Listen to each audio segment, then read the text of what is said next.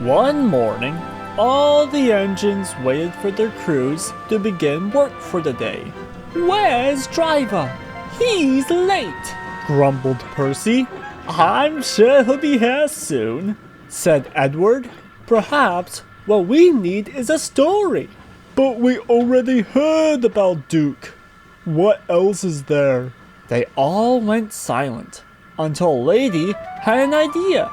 Perhaps I have a story I could tell. "Well, what is it about?" It's about what it was like when I used to work on the mainland. They were all very confused. "I didn't know you worked there." I used to work on a very small railway on the mainland. Would you all like to hear about it? Everybody agreed, and Lady began. A long time ago, there were 3 engines working on a small railway. The smallest, named Lady, and 2 other engines named Emily and Murdoch. The line wasn't as busy as other surrounding railways, but when visitors came, the engines would give them tours. The people loved it and would always say how nice their line was, though it became a challenge for their controller to keep the railway running. But they did their best to make sure the worst wouldn't happen. One day, Lady and her driver, Burnett, were waiting to start work when Murdoch puffed in. "Hello, Lady. How'd you sleep?" I slept well. How are you today? Lady said kindly. "I'm alright. Have you seen Emily? I've been looking for her all morning." I remember her telling me she was taking a very important passenger train. I seem to wonder about where it's headed. Murdoch could see Lady was feeling down and asked what the matter was. I'm tired of being stuck here. I want to go somewhere outside this railway. It's boring doing the same work all the time. "I know what you mean. It's not the most enjoyable having to do the same jobs every day. The workload has been decreasing a bit, which is worrying. Anywho, I have shunting duties. See you later, Lady." Bye, Murdoch. Burnett could see Lady was still down and wanted to cheer her up. "Hey, how about we go for a run in the countryside? That always seems to lift your spirits." The countryside was always special to Lady. It was very lovely. The line was always peaceful, and animals would often lay aside the track as she passed.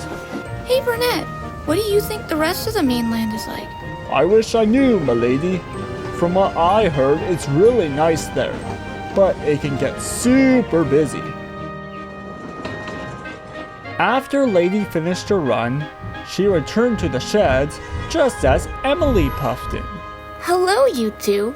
I'm back from my passenger run. "How was it?" Murdoch asked. It was great. I bumped into the Flying Scotsman on the way, and the view of the country guiding past me was gorgeous. The only part that I didn't like was the huge crash that I saw.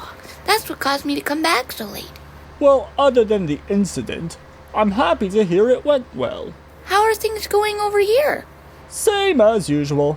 Lady and I were talking about how the loads keep getting duller every day." You aren't wrong. What I'm more worried about is here. It's hard to say if it'll stay up any longer. Well, we should get back to work. Don't want to keep our controllers waiting. From then on, they lived happily doing their work for many years. Then, difficult times arrived. Out of the controller's decision, he had to close the railway.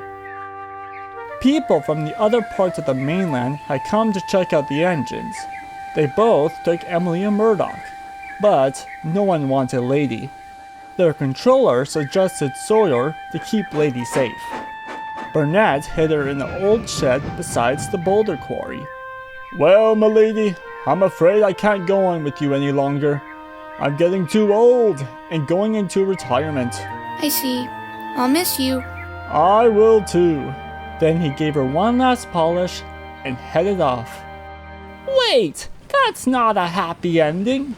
No need to worry, Percy. We're getting there. But I shouldn't say more, or I would spoil the rest of the story.